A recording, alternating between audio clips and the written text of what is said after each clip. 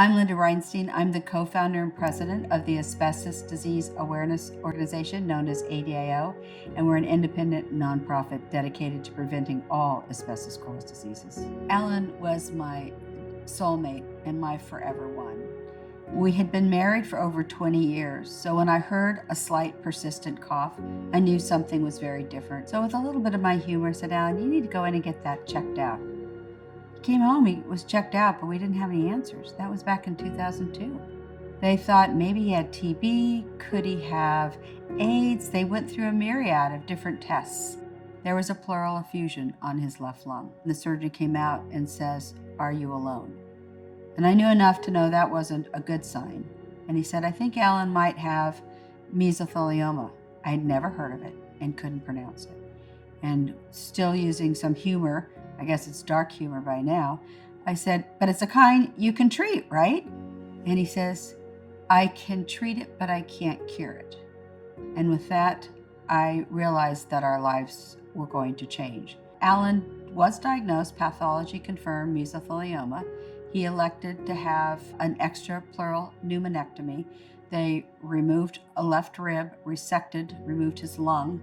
They stripped off his pericardium, the lining around his heart, and they surgically replaced his diaphragm.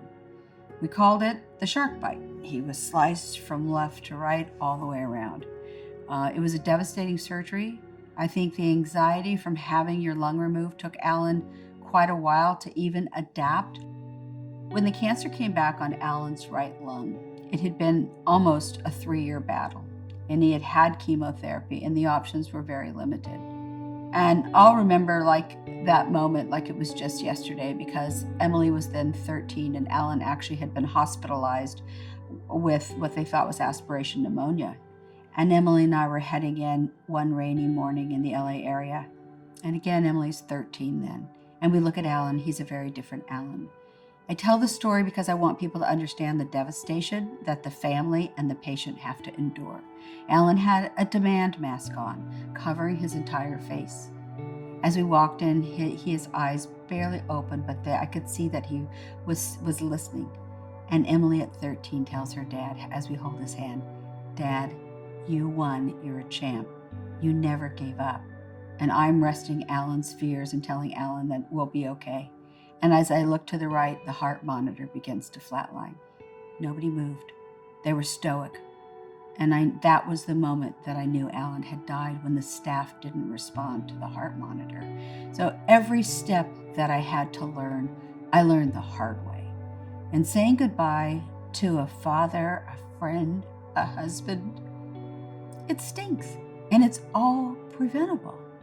So I think that part of Alan's treatment and ultimate death has fueled my fight for 20 years. I don't want other people to have to go through what I have. I had it tough, and I'm not the only person that's had it tough. We've been working for the last 7 years on the Alan Reinstein Ban Asbestos Now Act. And no, it's named after my husband, but not for Alan. It's for the hundreds of thousands of Alans. Anybody who has suffered or died from this disease needs to feel part of that bill. And the bill would stop imports and use, which is what the first step to mitigating this man-made disaster. Miles for Meso is just a great community event. I love Simmons Hanley Conroy. They are so genuine.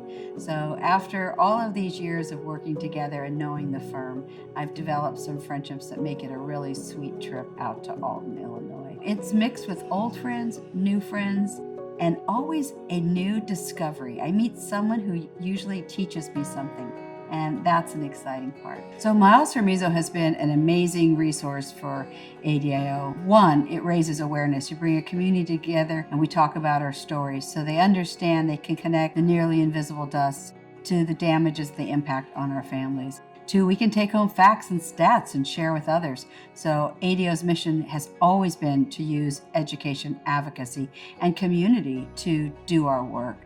And three, the funds are remarkable. They help us to put on our annual conference, staff briefings in Washington, D.C., and various other things that help us to continue our 20-year mission of preventing exposure to eliminate all asbestos-caused diseases. I'm very honored to do this work for Alan and the hundreds of thousands of Allens, and I hope everyone will join our campaign to ban asbestos now.